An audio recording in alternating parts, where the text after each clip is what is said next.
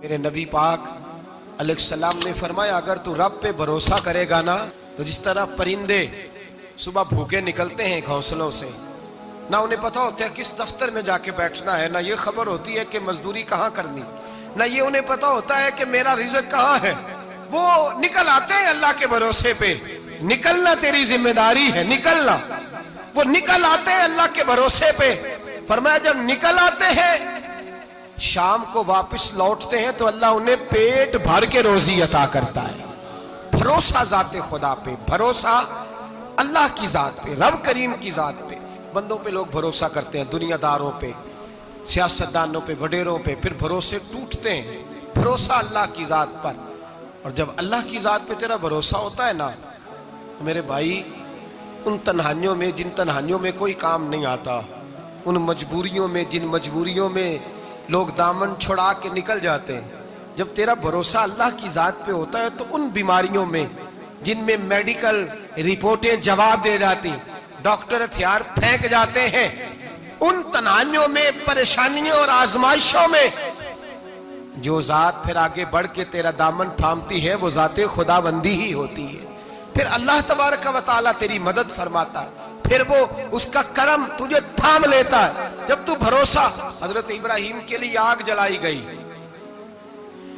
80-100 کسی نے کہا 80,000 فٹ اونچی آگ، دائیں بائیں آگ ہی آگ، اتنی بڑی آگ کہ سمیٹی نہ جائے، پرندہ گزرے تو گر جائے۔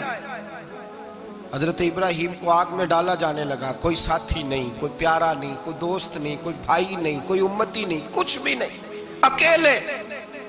منجنیق بنائی گئی، اس منجنیق میں رکھ کے پھینکا جائے گا۔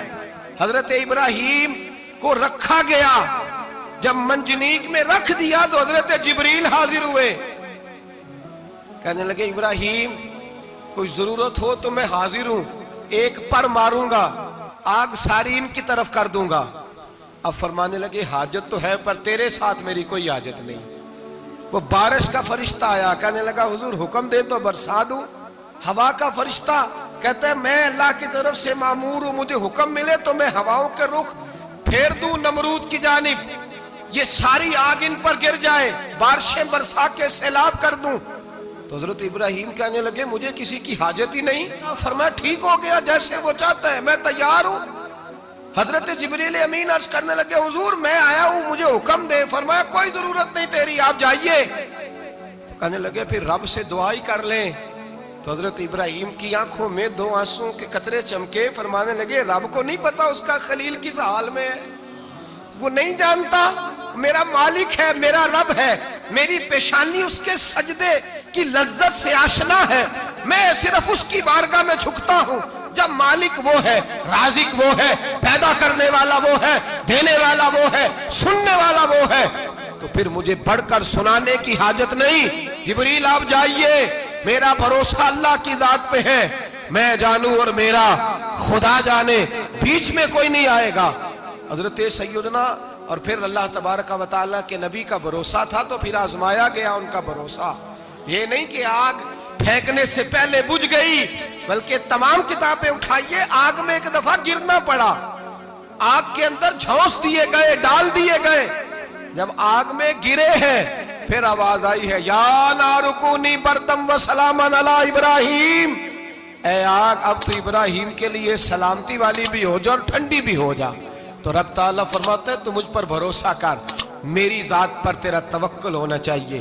من یتوکل علی اللہ فہو حسبہ، تو میری ذات پر بھروسہ کر، میں تیری دنیا بھی اچھی کر دوں گا، تیری آخرت بھی اچھی کر دوں گا۔ توحید باری تعالیٰ کا مطلب یہ ہے کہ اپنے آپ کو اپنے رب کے حوالے کر دیں، اپنے آپ کو اپنے، توحید کا مطلب یہ ہے کہ اپنے آپ کو اپنے رب کے بس اس کے حوالے کر دیں، وہ جس طرح چاہے اس طرح کریں، جو ہمارے لیے فیصلہ کر دے اس پہ سرے تسلیم خم ہے، جو مزاج یار میں آئے اس پر دیکھیں نا، حضرت ابو بکر، جناب عمر، عثمان غنی، مولا علی، یہ خلفاء بنے، باقی صحابہ میں سے کوئی شخص بھی اس مسند پہ آیا؟ کوئی نہیں آیا۔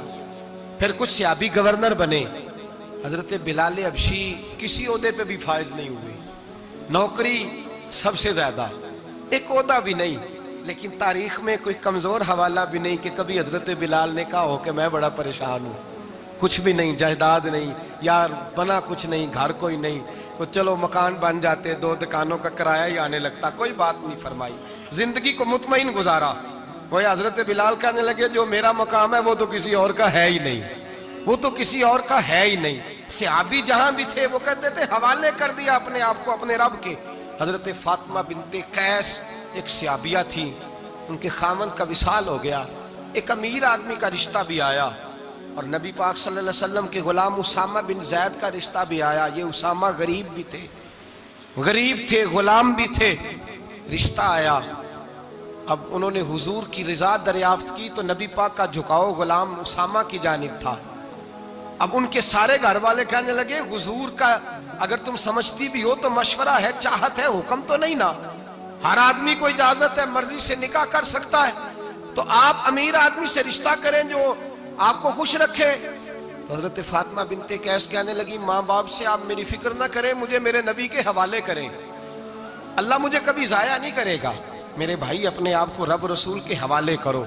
ہم لوگوں نے اپنے آپ کو اپنی سوچ کے حوالے کیا ہے، نفسیاتی مریض بن گئے ہم لوگ۔ پریشانی ہے کہ ختم نہیں ہوتی، دقت ہے کہ ختم نہیں ہوتی، مفت کی آوازاری ہے، ہر وقت لوگ ڈپریشن اور ٹینشن کا شکار ہیں۔ بھائی اپنے آپ کو اپنے رب کے سپرد کرو۔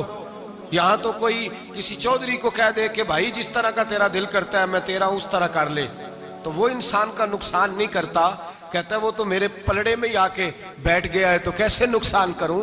اگر رب کریم کو کہہ دو گے کہ یا اللہ تیرے ہیں، جس طرح تو بہتر سمجھے ہمارے ساتھ سلوک کر، اس کی بارگاہ کی طرف جھک جاؤ، اس کی جانب توجہ کر جاؤ، اللہ تبارک و تعالی